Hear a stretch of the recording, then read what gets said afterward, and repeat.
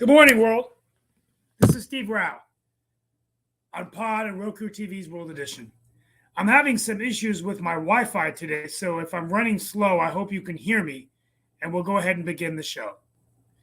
Today we are on Roku TV, Pod TV, and I want to welcome you from wherever you are in the world, right here from the All-America city of Morrisville in the Research Triangle Park, North Carolina.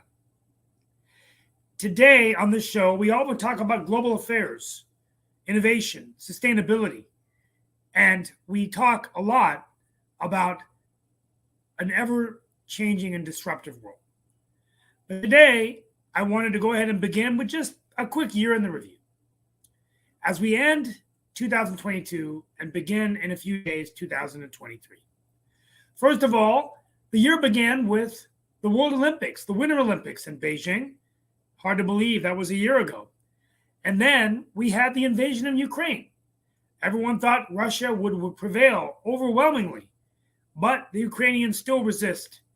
A year later, we are still at war. Gas prices and inflation are at all times high, pushing the world into a global recession. And the Federal Reserve has raised interest rates a number of times, hitting consumers and hitting those who are trying to buy homes. Britain, United Kingdom has a new prime minister, Rishi Sunak, who replaced Liz Truss. We passed an Inflation Reduction Act. President Biden was successful in passing some bipartisan gun reform legislation. And we had, speaking of guns, terrible gun violence in the U.S., with Uvalde, Texas, spearing off a huge flurry of gun shootings and really had Americans question what is going on in our country. And I would be remiss if I didn't talk about the midterm elections. There were some surprises. As Donald Trump's candidates, many of them did not win, but the Republicans did win a squeaky margin in the House, and the Democrats held on to the Senate, with a new speaker most likely being Kevin McCarthy and Nancy Pelosi giving up the gavel to Hakeem Jeffries. We're going to be talking about what this means for the 2024 elections, as it looks like it's going to be a rematch between President Joe Biden and possibly Donald Trump or Ron DeSantis, who, by the way, ordered trucks or vans or planes to take refugees away from Florida to Martha's Vineyard. And by the way, the refugee crisis continues to get worse as millions flood the borders into Texas, particularly El Paso. I could go on and on. I forgot about the shot heard around the world as Chris Rock was slapped by Will Smith when he made a joke about his wife. We forgot to talk about that. And we lost a lot of famous people along the way before I go to my closeout. The bottom line is that we lost Sidney Poitier. The world will no longer have a Queen Elizabeth. We have a new King Charles. We lost Franco Harris because I'm a Steelers fan, Nick Bollettieri, I'm a tennis fan, Sidney Poitier, Olivia Newton-John, as we have an Australian on the show, Shaquille Latimer, and a number of other people that no longer are with us. May they rest in peace. My final message of the day, I'm wearing my president's shirt, was the highlight was being a guest at the White House at the invitation of President Biden and First Lady Joe Biden and the Vice President of the United States, gathering leaders from across the country to hear the president's message of light and hope and purpose. As a son of immigrants from India, never in my lifetime did I ever think that a president of the United States would actually have a Diwali reception. It was a great way for me to cap out the year, an emotional moment. As we begin the show and we prepare to begin for a new year, let us remember that we often are moving at such a fast pace. Running the show, sometimes I feel like the analogy is we're like in a car that just keeps going faster and faster and faster, never taking time to slow down for a tune-up or an oil change. Recently, I had to get a new car because I myself, during the pandemic, did not change my car and my oil enough, and then I had to buy a new car. Perhaps the most important operating systems are the ones right here in the human heart: empathy, forgiveness, love, compassion, doing those kind things to people we don't even know, strangers. Perhaps that's the most important upgrade we need, ourselves, as we continue to live in a turbulent, divisive, and oftentimes negative world. We'll be talking about these today, but that's my New Year's message as we close out 2022. Mark, let's get started. And we bring in Mark Lee and our panelists and other guests. Happy New Year, everybody. Happy New Year. That'll be coming our way on the 31st, which is tomorrow. New Year's Eve celebrations will be going on. Actually, I have a very good friend that'll be performing in Raleigh and all of that with his funk band and all along those lines. So that's where I may be at. Haven't decided that 100% yet or all along those lines. But we've also got some other news stories that you did not mention and all in that space. I'm Yeah, going I to bring in forgot to Chris the because news I clip. definitely want to mention one Yeah, of them to Chris and all in that line. But yeah, definitely we did have Elon Musk by Twitter, and we saw things going on, as you mentioned, with the stock market and other things happening in the world. Of course, there were news stories coming out of Africa, Asia, and a number of other places, and even right here in the United States. I know you mentioned some of those shootings that were taking place and all in that line. And on a personal note, I actually did one yesterday. I think it was my third one, if I remember correctly. It was actually with somebody that Chris had the pleasure of interviewing this past year and all in that space. But one of the things that was new to the network, or at least new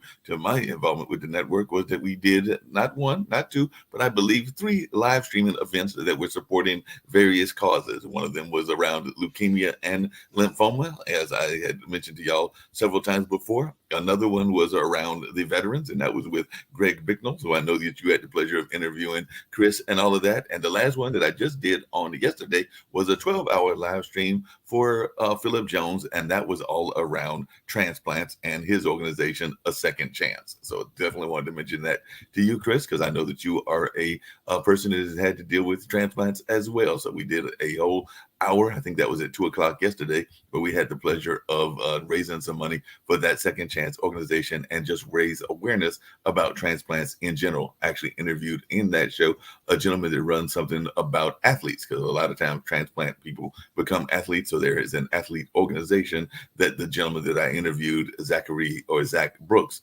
is part of, and all in that space. So just wanted to bring that up, since I know that you are one that has dealt with that yourself as well, Chris. And then I also wanted to bring in Lee Newton Rose, because he might have some thoughts about some of the other things that you brought up, Steve. And yeah. And I forgot to mention. Just real quickly, Mark, you brought up athletes, and Steve, you brought up a long list of people who unfortunately are not with us today. I think you may have missed Pele, unless I missed it. Oh, I just missed it. Yeah, it just came in this morning. Yeah, I apologize. wow. Yeah. Pele. Yeah, that was just came in this morning. Yeah, really sad.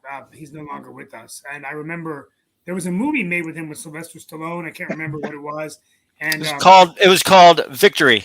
yeah, that was a really And great movie. Sylvester Stallone played a goalie. Pele was in it. It was about a bunch of POWs that were taking on the German army soccer team, and Yeah. basically they escaped as a result of that. So yeah, it's called Victory. Good movie. Pele was fantastic. There's an entire album called Pele.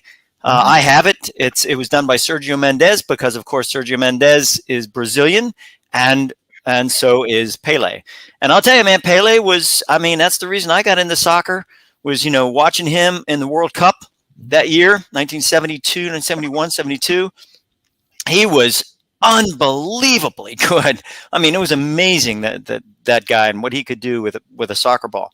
But it all had, and the interesting thing about it is the history of that was he was picked up on the street when he was juggling an orange with his feet. And basically, the coach went by him and said, "How'd you like to play soccer?" And he goes, "Okay, what's that?" Because he hadn't played. He just had this juggling thing. And they picked him up and they slapped a jersey on him and put him on the national team. So I mean, he was an amazing kid at the age of whatever it was, 14, 15, and just kept going on and on and on. So that's great. We might talk about his career next week. And this was kind of a last minute. I had a really busy week with no car for my wife, so I've been being a chauffeur the last 2 days and my 2 days off. But real quickly, we're going to go around. We didn't get to everything. It's hard to do the whole year, but I think I hit the main ones. The war in Ukraine. Obviously, we're still talking about that. Gas and inflation and economy getting worse, which has led to unstable Europe. And you look at what's going on in the United Kingdom, the Inflation Reduction Act, and a year after the American Rescue Plan, and then of course all of this instability in the midterm elections and how it affected the political climate of America. And what does that mean going into 2023 as we ramp up? It's really the beginning of the 2024 presidential race. and I'll be seeing Wiley Nickel. I'll be on the at the Congress for his swearing in on Tuesday, and it's the first time in my life where I actually know 6 Congress members well, to the point that they're my friends, which is really, really strange. That's not how you know you've been in politics a long time, but I hopefully will catch up with Congressman Nickel, who did say he would like to come back on the show. And gentlemen, what is your thoughts? As we've hosted this show, it seems like there's been so much news coming at us so fast. One of the things you just referenced, and I'd love to hear Lee's thoughts, and we've definitely talked about one of the issues that is still very much in the news and everything, but one of the things that has been in the news, and I think it'll be in the news in 2023, possibly even longer than that, and all along those lines, is the return to quote unquote normal and all of that, because we did see more and more people that were going to live events. There was a time during the pandemic that athletic events and other kinds of events, even the award shows, were done in that virtual space. And now more and more people, including workers, are going back to live work environments and all of that. But that being said, that also means that they have to figure out whether they're going to go fully in 2023, or whether we're going to have more of a hybrid kind of environment and all in that space. Yeah, and I forgot to mention that. I'll take a start. I mean, I do think we have seen a lifting of restrictions, more of a return to normal. So it really got busy. We always wondered, would we see people keep the hybrid models? But now you're seeing much more of a return to in-person. So a couple things that I miss having events recorded, because that was one nice thing. Now you're seeing less of that. So people are going back. So if you miss the event, you don't get the content, which was nice to be able to go back and get the recording. And things are busier than they were a year ago, even before the pandemic.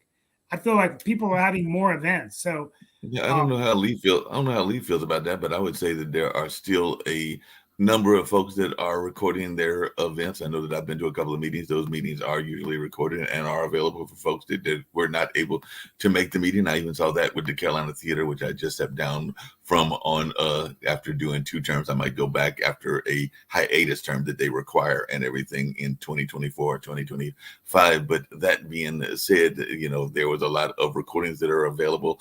And I actually coined a new term. Yes, Chris, I came up with a new term. I'm actually calling it tribrit, because now there's a lot of people that are doing not just the virtual, which is the kind of like watching things on the internet, Zoom kind of things, or StreamYard, which we're using, and things in that space. And then, like you said, there's a live in-person stuff. But then if you add virtual reality, augmented reality, and metaverse kind of stuff, then you're actually talking about a tribrit. So I've actually coined a new term. I don't know, it's in the dictionary. Webster, if you don't have it, Mark Lee came up with it. Tribrit. Don't forget to give me the claim, and all along those lines. So I've coined this new phrase, and I know that maybe Lee has some thoughts around that. No, I agree with Steve. I think one of the downsides of coming back to normal or old school is we will not have those recordings for learning purposes. I think they're invaluable for people who miss class, for whatever reason they're good.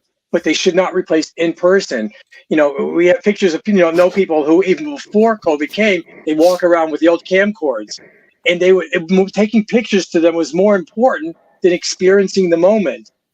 And I think they're missing the moment by doing that. But there is a value to having pictures in movies as a remembrance. And sometimes if you can't be there, you can't be there. As our parents, or as we get older, sometimes we can't be everywhere at the same time that we would like to be. So Zoom or recordings of birthday parties or weddings is something that we treasure, and that should not be lost. But it doesn't replace being there if you can. And yeah, being there. I think so. I think that's. I think I've taught on and off. I've taught everything from middle school all the way to undergraduate. And there is something about being able to look in a student's eyes and see the understanding and the recognition of that material. And if they do not recognize that concept, then I know that I have to rephrase or do something, back up, maybe explain it a different way or do whatever. I think that virtual learning is going to be the absolute destruction of our country. It's impersonal. It's bullcrap. I've had classes that are ridiculously dumb from the standpoint of individuals putting together a curriculum and then shoving it online, and you have to do this and this and this test. Oh, and reading this. Oh, and we're going to give you a test at the end. You tell me where the instructor is involved in that, other than making the curriculum or whatever else. a waste, and it's a waste for our kids. Our kids are not going to understand the eye-to-eye contact that needs to be made to be able to do the things that need to be done with our lives. And it's going to be really an impersonal situation. It's going to be bad. Bad. I'm sorry, years ago in parenting, there was this thing, quality over quantity. And I think a lot of people came to the reality, you cannot have quality unless you have quantity with children or classroom. It just doesn't work. Well, let me go further with that, Lee. A PhD is not a PhD to me anymore.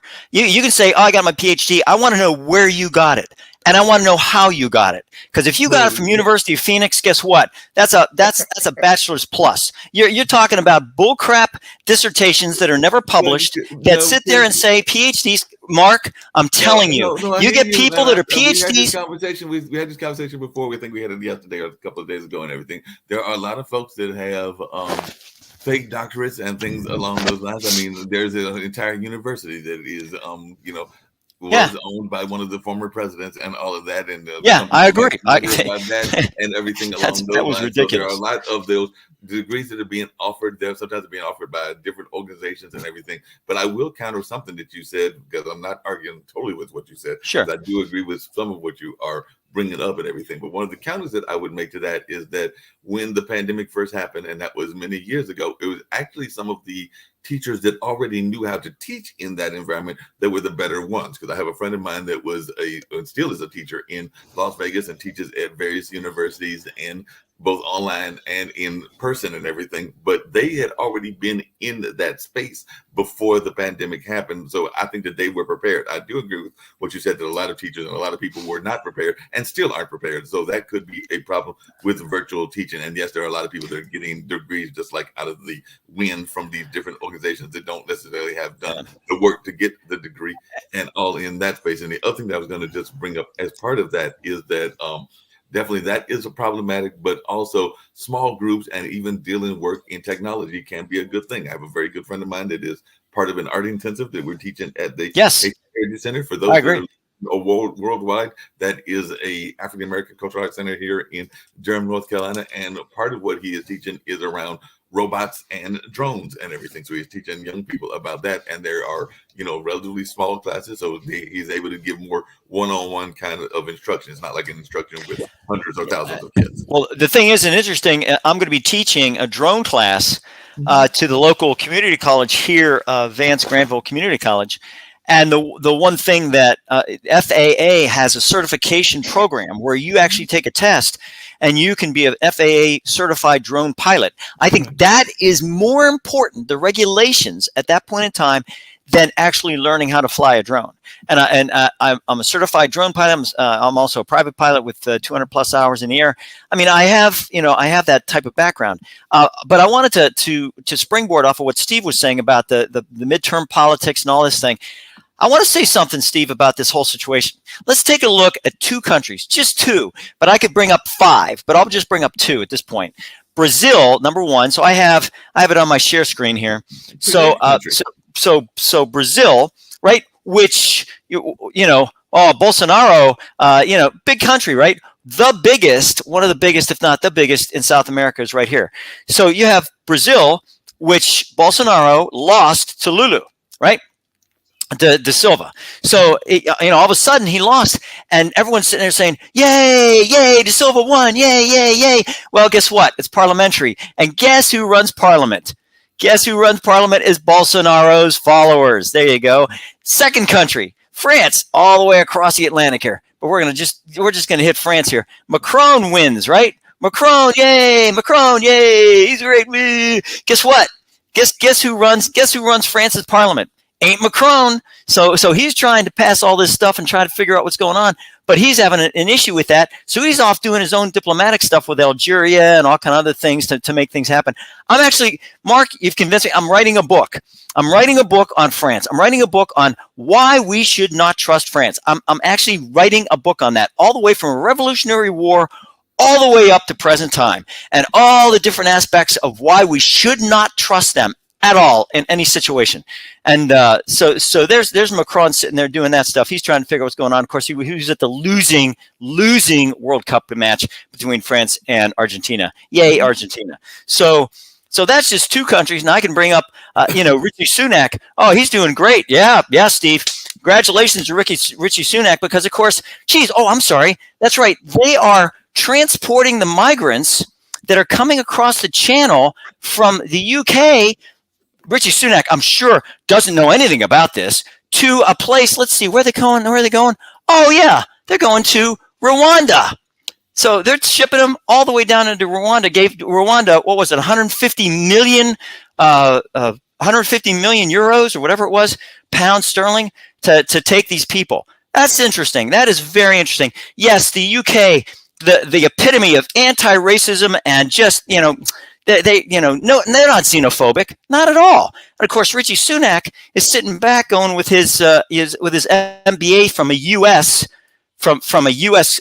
Corporation, by the way, or U.S. institution here, and has a green card for the United States. He was thinking about coming to the United States and staying here, and then, kind of second thought it and figured out trust was going to just go down the tube. So he kind of sat there and ran that. So yeah, we have a great leadership area here, that we take a look at. But the bottom line is you can win your nice chairmanship, or you can win your nice premiership, you can win prime minister, you can win all that stuff. But the bottom line is, if the parliament or Congress is run by the opposite party, now all of a sudden you have to sit back and say, okay, now I got to do some negotiation with whatever's going on. Speaking of negotiation, there's something else that you can't avoid that happens every year, and this year was no different. And that is the lovely things that go on with the climate and all in that space. Because we had two major hurricanes in September, that being Fiona and Ian and all in that space. Fiona definitely did some devastation on Puerto Rico. I don't know that they've totally recovered. I know that Ian did some damage in South Carolina and Florida. I don't know that they've totally recovered. I know that California hasn't recovered from those lovely wildfires that go on a regular basis and all along those lines. And apparently the world's largest active volcano, Mauna Loa in Hawaii, erupted for the first time in nearly 40 years. And that was all this year as well. So I don't know, do we need to be paying attention? Because I know a lot of times the news media does pay attention to some of these climate things that take place. Mark, but hey, things are going to happen with the climate. I just want to point something out that you said, that frequently they'll say this, worst thing that happened in 40, 50, 60 years. So the volcano, worst volcano eruption in 40 years. What does that mean? That means it did it 40 years ago too. Right. Yeah, we'll say the same. Well, that's interesting, and you bring that stuff up, and Lee. Now you've gotten into the data thing, right? So you sit back and you say, this blizzard that happened is the worst blizzard in 40 years, 50 years. It's the worst blizzard ever. It's funny because I was in Buffalo when that last blizzard hit. I was actually taking my father. I lived in Olean at the time. Olean was actually hit worse than Buffalo was. But he said, Chris, we're going to go to Buffalo Airport. And I said, Dad, look outside. There is a foot of snow outside. He says, Buffalo Airport is open, Chris. We're going. And I took this 1972 Volkswagen Bug, and we dug it out, and we snowplowed our way all the way to Buffalo Airport from Olean. And let me tell you something. Buffalo Airport was open. It was open. Flights were going out. It was unbelievable. Chris, along those same lines, and I don't know what people's thoughts about this are. Sasha's actually brought it up a couple of times when we brought it up around these flooding incidents and everything. And he actually has a very valid point, but I don't know what people's thoughts are, because you're right. These things do happen every year. They do happen on a regular basis, and they happen consistently. There was even that flooding that took place in eastern Kentucky, and they usually will give you the death toll, and the death toll is usually somewhere in the teens or in the maybe hundreds or something like that. I think there might have been a couple that might have hit 8,000, but mostly they're in the teens and hundreds, even if they've hit parts of the other parts of the world and things along those lines. I think we just saw that was one of those parades that had a car run through it and everything. But those numbers are minuscule in comparison to the amount of people that are dying in wars, whether it's in Ukraine or Somalia and all of that. So I'm not discounting or belittling the deaths that are being lost and all of that in these spaces. But I do sometimes wonder, do we take some of these things out of context when there are bigger issues that are taking more lives? And we can even mention COVID, which is still going on, because actually I just had a conversation with my dad recently, who's at a beach trip, at their annual beach trip, and they're in lockdown because one of the members actually had to leave the house because they caught it and all of that. So that's took place. I think, it's interesting. And, I think that, these lockdowns.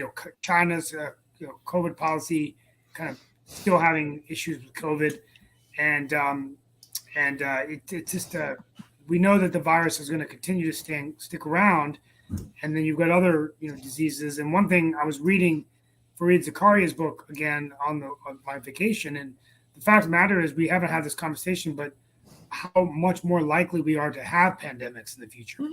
Just because of human animal contact and 80 million animals we slaughter a year for meat, and in these urban areas, just the ability to transfer viruses. Now, whether we could outlaw wet markets and things like that.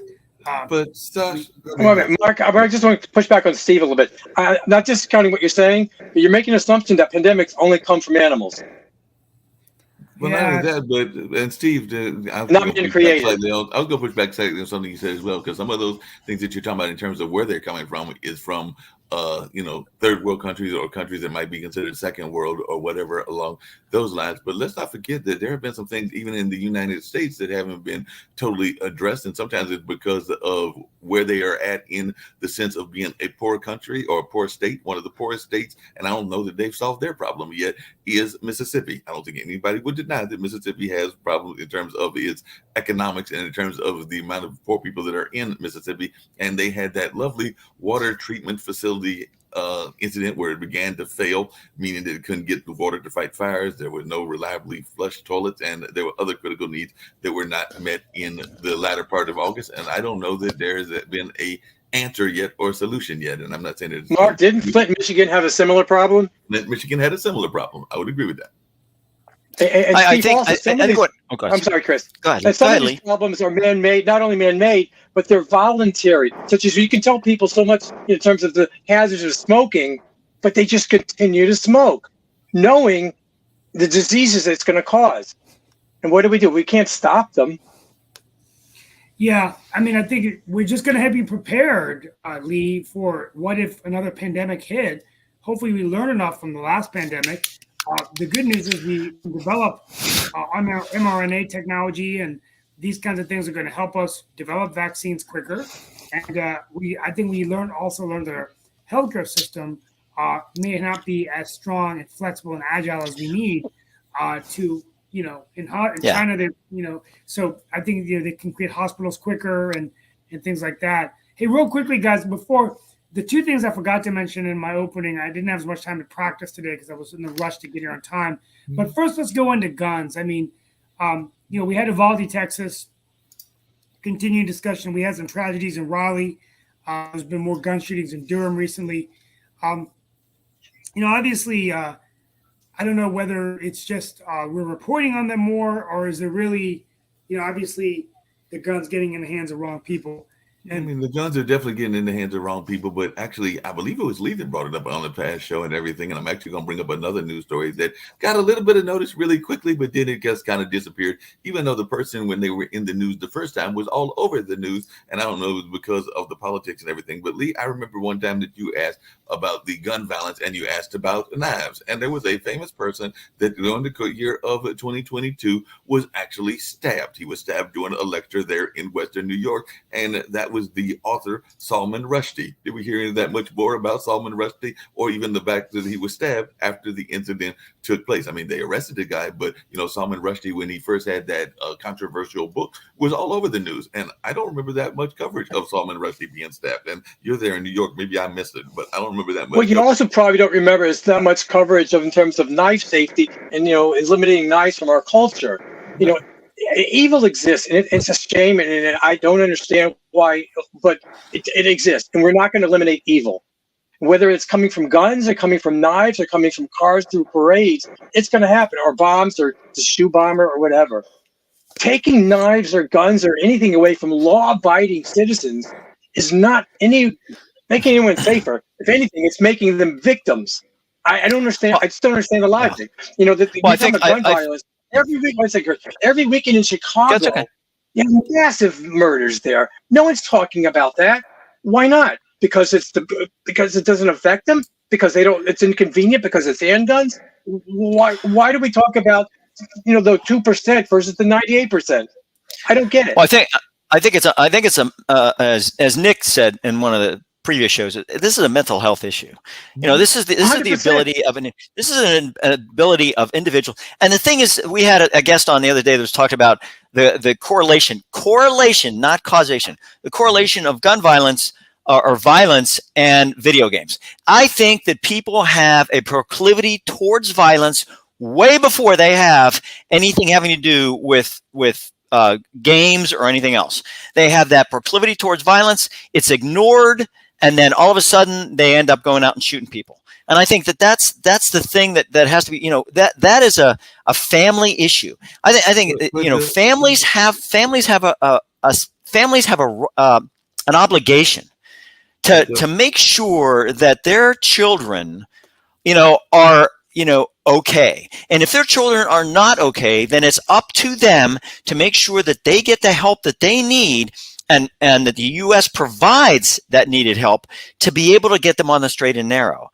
And there is no time in the world where you should ever tell your kid where your gun is or anything else unless that kid has been trained and understands exactly what's going on. Chris, I want to hear what you got to say, but along those same lines, real quickly, I just want to say something with Chris, and I don't know if he has a date on this or not, but I would bet dollars to donuts that most of these violent criminals with the gun violence or knife violence, there's not a dad in the home. There's not an intact family.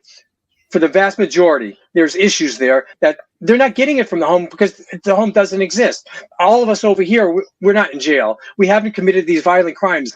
But I think that the home and the dad, more than the mother is important, is where these kids are getting some discipline and some reasonableness. And it's not the fact that there's guns available or not. Because when we all grew up, at least I know when I grew up, and probably Chris also, I don't know about Steve and Mark, guns were available much more than they are now, much easier to get. Well, I grew up in a but we didn't go to school. So we don't start shooting up schools or blocks or parties. I grew up in Warrenton, which is a rural town in North Carolina, and it's actually deer hunting territory. I just wanted to point this out. There's definitely plenty of guns that were available all over the place. But right. One of the things that I was going to ask, and I don't know whether Steve's got some thoughts or even you, Lee, or Chris about this, but the other thing that has caused a rise in this, and I don't know that I think that we've addressed that either in education, is that we are always looking for the boogeyman in society, whatever that boogeyman might be. So then there is easier to go after a group, and that is where some of the incidences have taken place because they are seen as a target, whether that is the LGBT community, which is what happened in Colorado, whether that is the Asian community, which we know happened in California when COVID first started and is still going on in 2022, or whether that is other communities as well. So I do think that we have to have some serious conversations, and I do appreciate you bringing it up, Chris,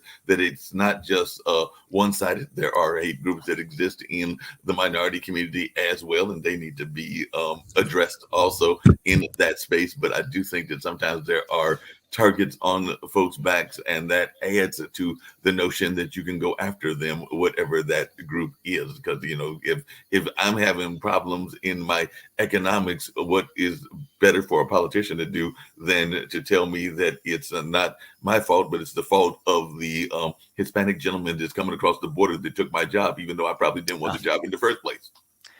Yeah, I mean, I think we provide a lot of excuses. I think Steve would agree with this. We provide a lot of excuses for firearm violence. And I think the bottom line is this, and I'll say it again, I'll say it again. People have a proclivity towards violence before anything else happens in their life. They have this thing where they feel that violence is the solution to whatever problem they have at that point in time, whether it be job, school, friends, bullying, whatever it is. Violence is going to solve it, and they're going to take out individuals that are in their way, or the situation is that they've decided that that's going to be it. And there's no reset button to that. It's a mental health issue, and I think Nick is right with this. It's a mental health issue. I have on my supplemental screen, or my screen, I have firearm homicide and firearm suicide rates in the United States between 2011 and 2020. Now the thing is.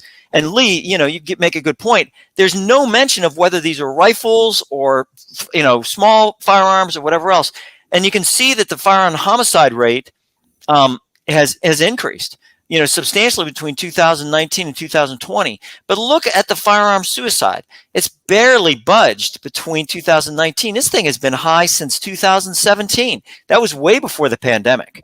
So why are we having, and this is aged greater than 10 years. You mean to tell, I mean, my God, 11-year-olds with a gun shooting themselves. I'm glad that Nick has joined us, because part of it is that also that, and I know we're going to deal with this on Monday, but social media has definitely got out there, and people can put out whatever things that they want to on social media, whether it's been vetted or not vetted, and all in that space. So a lot of people are out there and they're doing a lot of stuff. Every time I turn around, there's a new social media app that is being created and all in that space. So definitely that is part of the conversation, as well as how much we are allowing people to put out all kinds of conversations, including some conversations that make absolutely no sense or that aren't based on any sense of reality, and all in that kind of way. Because I do know that, Facebook even targeted us and everything. And I know that, I've gone into clubhouse rooms and heard all kinds of crazy theories. Anyway. By the way, Chris, here's a potential solution that Lee may want, and the panel may want to address, because Congress, notice, doesn't address anything that's worthwhile. Okay.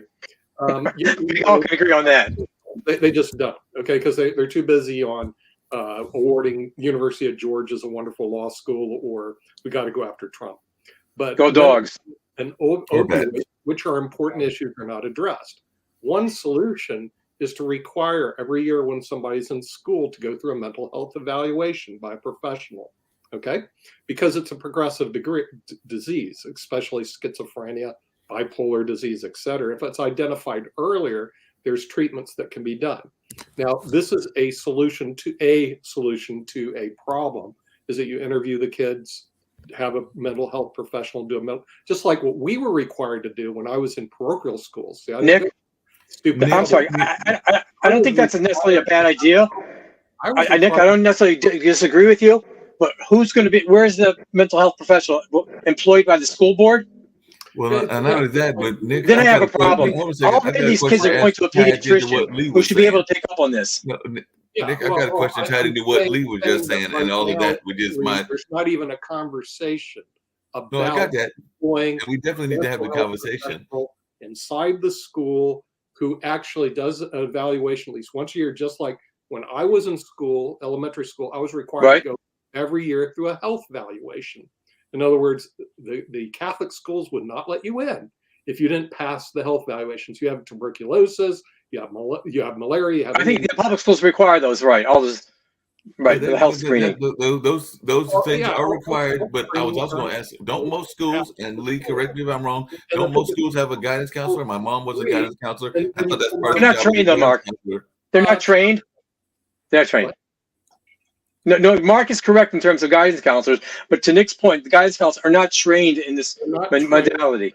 Mental health professionals, I agree. The guidance counselors are anybody who shows up and says, I'm a guidance counselor. Okay, a trained mental health professional is usually a person, a psychiatrist, a psychologist at worst, a psychiatrist at best, because they can prescribe medication, and they meet with the kids once a year.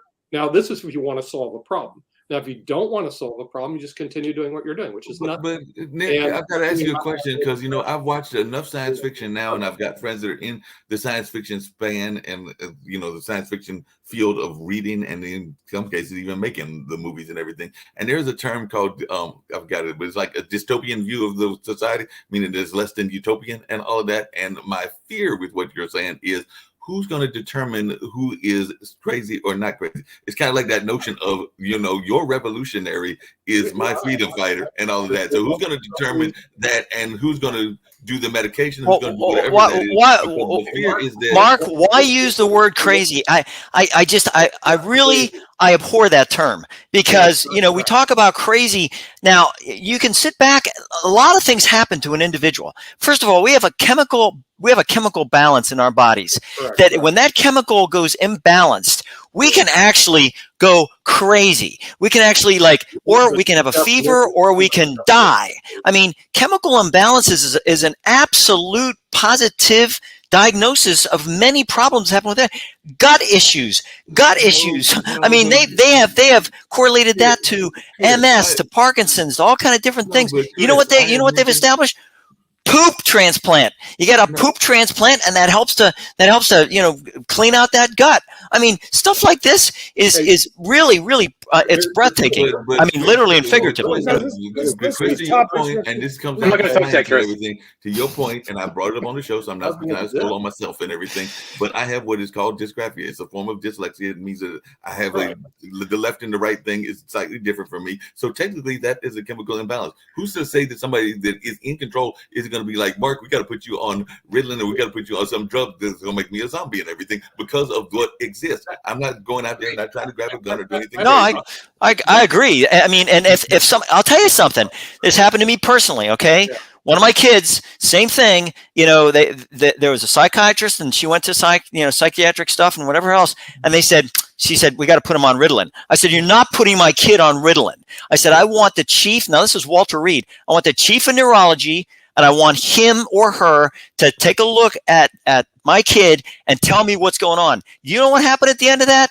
The guy took a look and he says, there's no way this kid is going on Ritalin. Right. There's no way and that's a parental thing. Lee, you got more kids than a baseball team. I'd say, when you have kids like this, Steve, you have kids, Nick, you have kids, as a parent, you're going to become involved in that. And you're going to say, wait a minute, time out. You're sitting here saying my kid's got to go on drugs. Why? I want a second opinion or a third opinion or how many you want. You get every right to do that. And that's, Mark, you seem perfectly normal. You seem perfectly normal to me. So there have been entire movies and books written where people have literally been given away their rights and everything, and the rights have been taken by the government. And that's what I'm concerned about. Is that a fear that you have as well, that somebody could come in there, whether it's around medication or whether it's around whatever, and be like, basically like, you got to do this, and if you don't do it, then we're going to have you do this and everything. So it can almost put us in a more strenuous kind of lockdown. I'm not talking but your kid can't come to school. Huh? Although yank the kid said the kid can't come to school till you abide. Right. And if that's the rule, then and that can create some very interesting kind of governments out there. Huh? A lot of friction between the parent and the school. Right. Yeah. Get over it. It's called life. Go ahead, Steve. Go ahead, Steve. Go ahead. You want to talk about immigration? Steve, come over the fence now. Let's talk about immigration. Yeah. Immigration. You just listen to me on the audio because I'm moving very slow today. But immigration, I think, is something very important. The refugees coming in, millions, skilled immigration issues. We've talked about this. Obviously, this is continuing to be a problem. We're not seeing solutions on either side. Just something I think we need to continue to talk about the show. But I think we can definitely see in 2022, it's fair to say that this problem has gotten worse. So we talked about the last show, but that's one thing I think we should talk about. The other thing I forgot in my monologue, but I think it's also important to talk about the Supreme Court, Roe v. Wade and Moore versus Harper, and lots of cases coming before the court that the Moore v. Harper is big because it would support gerrymandering, which I think you'll see more political parties in power, changing maps. And if there's no court oversight, we're going to see more of that. And then, of course, the midterms. And we got to end talking about the war in Ukraine. Zelensky came here, another $44 billion, President's giving. This is Time Man of the Year, Vladimir Zelensky. Him and his wife are very brave and quite moving of how they're down there with the people helping fight for freedom. And I think we should end the show talking about that.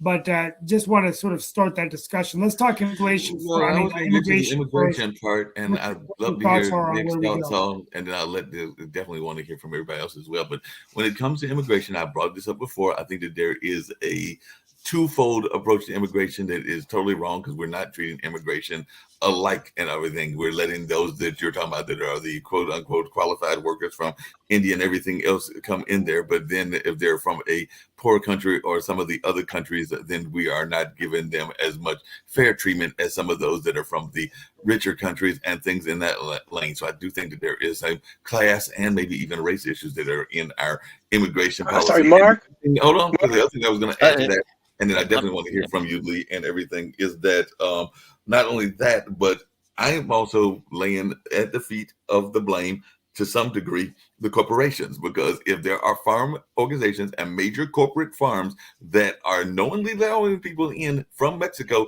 that they know or that they are not vetting, that they are not illegal and everything, isn't that part of the problem? Like, you got these big companies down there in Texas and Arizona and a number of other places that are allowing folks to come. They're not trying to find out whether they are or aren't illegal and everything, because they need those workers, because there are a lot of people in those states that don't want to work in those farms. So they're letting them in. Doesn't matter to try to figure out who they are or what they are or why they wanted to come there. They're just letting them in. That to me is a problem with the corporations, and the corporations need to do something about that. I don't know if folks agree with me, but I think the corporations need to have part of the blame as well. Go ahead. Yeah, Lee. putting genocide aside, because that's horrible, and we should have compassion for those people. If there's genocide in the country, does anyone have a right to come to America? A right? I mean, what we call It's a ourselves an privilege. open Does border. anyone have a right to come here? No. I mean, It's a So why privilege. are we letting It's a people come privilege. here then? Driving. Unlimited- The statute. I'm sorry, Chris? Bring me your poor, you're tired, you're huddled masses, Lee. It says it right on the statute of limitations. Yeah, but the Statute of Liberty was given to us by France, and they're a bunch of assholes. Okay, and Nick, if that's what you're going to use, that means everybody has a right to come here? Unlimited? I don't think No, there's no anything- restrictions? No, Lee, the That's system, right. Or not. that's the problem, Lee. And I think, and before I want to go into the Ukraine war and talk a little bit about end the year with the saucy politics, which I think is always a great way to end. Talk about where we're headed in America. But Lee, that's a good point, and I think we'll move on to the next issue. The fact of the matter is that there's a confusion between asylum and immigration. So there's never a right to come to any country. You have to go through the laws to come here. Any immigrant, like my parents, to come in. We have a lot of skilled And my immigrants. We have a lot of And skilled my immigrants. great-great-parents, yes. Thousands that are here legally. Before the country was formed. No, but let me finish my point. Not unlimited, Nick. Otherwise, you're going to see Putin cross the border. We can let Putin in as a citizen?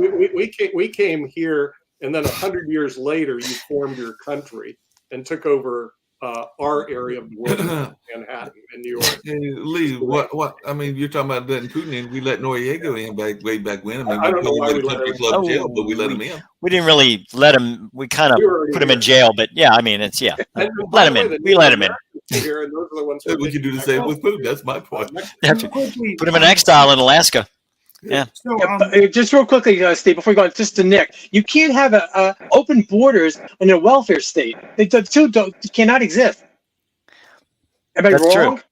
but That's let me true. finish my I point. didn't Let me finish say the point that. before we go on to the next issue. Go ahead. I'm trying Go to ahead, through Steve. these issues, but Go to on. answer to Lee's question, I think there's a confusion between asylum and immigration. And as I said, we have a lot of skilled immigrants that are coming here according to the laws, and they're being forced to leave, going to countries like Canada, and they're driving a lot of innovation and job growth, particularly when we need tech jobs to fill economy. But then, asylum is typically guaranteed when there's persecution or torture, and we don't have enough asylum judges, and we can't process these asylum cases. But I think, as I've said time and time again on the show, the situations are so bad in these countries that they want to come to the United States of America. So I think we have to figure out how do we make those democracies stronger and better, so that people aren't being in such bad circumstances. They just say, well, I want to come and seek asylum in the U.S. And the answer to your question is no.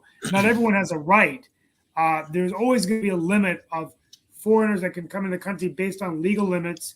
And any country has immigration laws.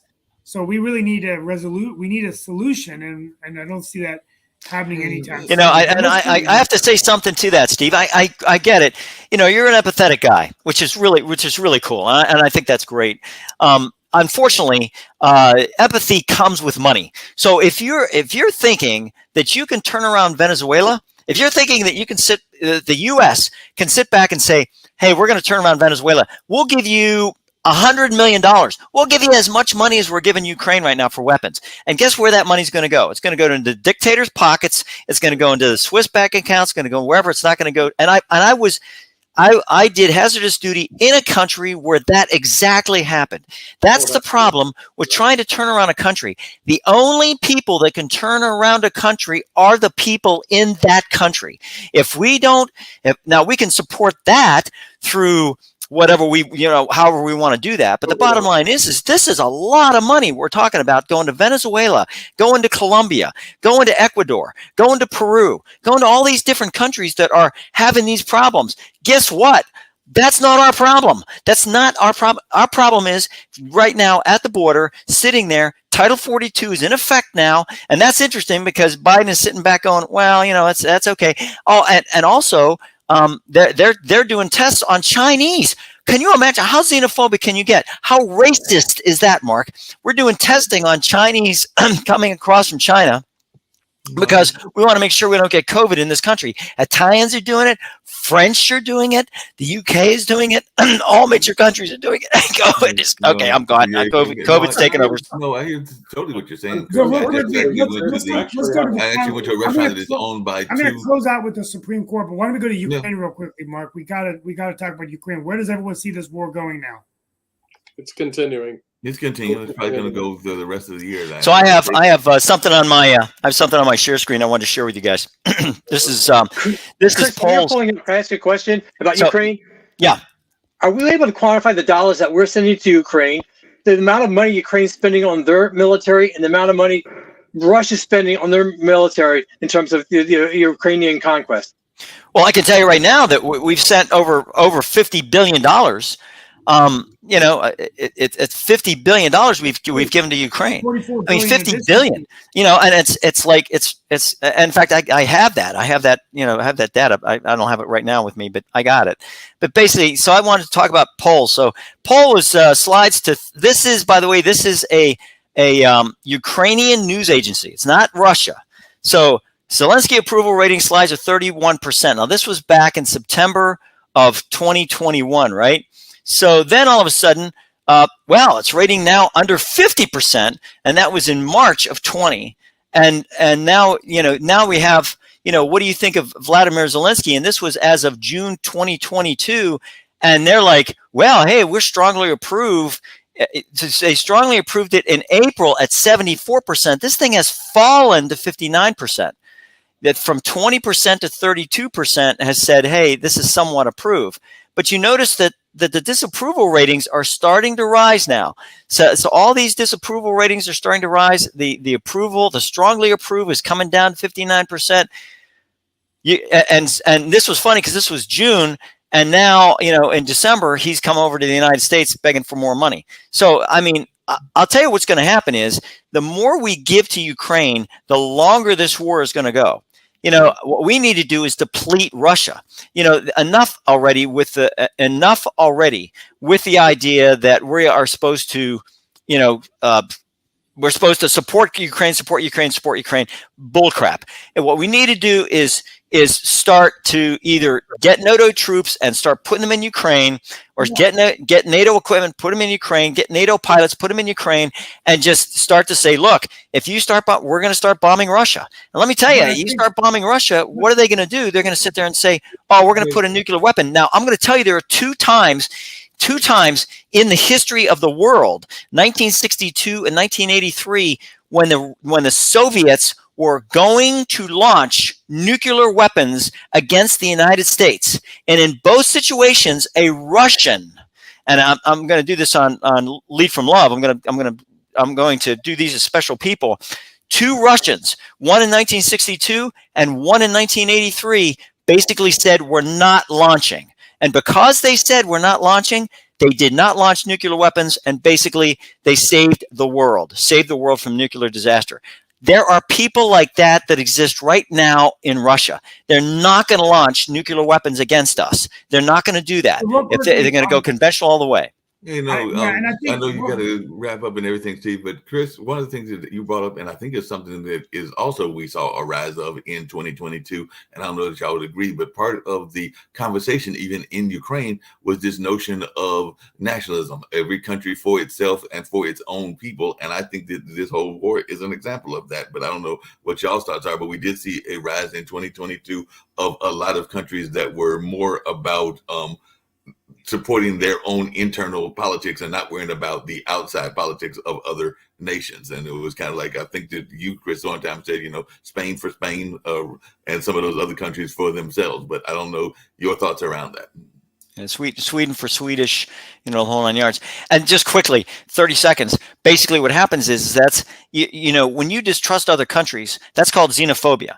And basically, what happens is you distrust other countries and you won't deal with them in any situation because you distrust them so much. It's xenophobic. The Ukrainians, xenophobic against the Russians. They don't trust the Russians at all. Russia, xenophobic against Ukraine. There's a lot of xenophobia going around, and I think that is the major problem. How do you solve that? Got to open up dialogue. My final point. What's the definition of the word phobia? Isn't it when there's no basis for the fear? It's fear. Phobia is fear. Baseless fear, though. Phobia. Like fear of heights, fear of the dark, fear of whatever. But if you have a basis for that fear, then it's not a phobia anymore. You're afraid of, these guys are walking down the block and you see them with weapons. You're going to cross the street because it's 2:00 in the morning. Or this country is full of terrorists. That's not unreasonable. That's not a phobia. That's opening your eyes to reality. Guys, we gotta go to close out. I'm gonna go. Lee, thank you for that point. And I apologize for the technical difficulties I've been having today, but I've been able to hear you. Hopefully, you've been able to hear me. My final point I'll make before I go to close out is that I think one thing that to end the war in Ukraine sooner is to actually cut Vladimir Putin off of oil. And so I think what's keeping him going is the fact that India and China and other countries are buying from him. And I think, as I've said time and time again, as well as Fareed Zakaria, we need an energy transition strategy where we can open up the pipelines, produce more oil, so we're not so dependent on other nations. And this could actually help Europe. And I think as long as he knows that he's going to be increasing revenue every day by getting barrels of oil, then this man will never stop doing what he's doing. And so on that note, I want to say, Lee, I know you're here to close out, Stephen. I'm definitely going to let you do that. But we did not mention one other story that was very much in the news and everything. And I definitely think that if you are going to go overseas and play a sport, you need to know the laws of that said area. So while I'm glad that Brittany Griner is back home and all along those lines, because that was a major news story that we didn't mention and everything, I also know that whether it's her or whether it was the gentleman that was the subject of the movie about Turkey that was actually featuring a Marquette person and everything way back when, and all that, you need to know those laws. Otherwise, there's the good danger that you will get arrested and wind up spending some time. And actually, she spent a lot less time than the guy did from Midnight Express, if I remember the title of the movie correctly. Yeah, absolutely. Well, my final closeout is, we didn't really talk about it, but I think it's a great way to wrap up the year, is the United States Supreme Court. We're seeing a lot of changes in the expectations of our high court. Typically, the Supreme Court has been the neutral arbiter, the high court that would set law and precedent for many, many, many years. Brown versus Board of Education, which eliminated separate by equal. The voting rights laws of our country that give every American the right to vote. Civil rights laws, and all of these things were done at the end of the day by the policy of the Supreme Court. We saw with the overturning of Roe v. Wade a shift, a movement of a more conservative court that's willing to shift back precedents. And we've heard dangers of other rights possibly being taken. But with that being said, they were appointed by the president, at that time a Republican, and they are holding to their conservative views. I don't think it's very safe for a court to be politicized, and I think that's what you're seeing on both sides of the spectrum, Democrat and Republican. We don't know what's going to happen with Moore versus Harper, but it will have a significant effect on the way elections are handled, particularly federal elections, if courts cannot intervene. The role of the Supreme Court is changing, and I think that's something that we need to look at in America as we move forward. Is, do we need term limits?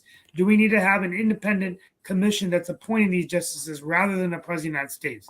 Do these justices need to be in for lifetime appointments? Because one thing is perfectly clear. The United States Supreme Court today is becoming increasingly powerful in terms of their ability to make decisions that may last half a century or a century.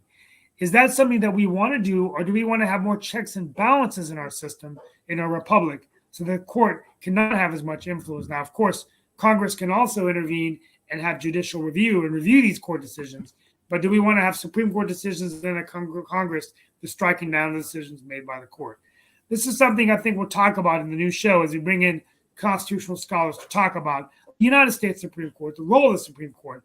But I will tell you, this year, 2022, has been a game-changing year for the court, and some very landmark decisions coming in. But the elephant in the room is Roe v. Wade.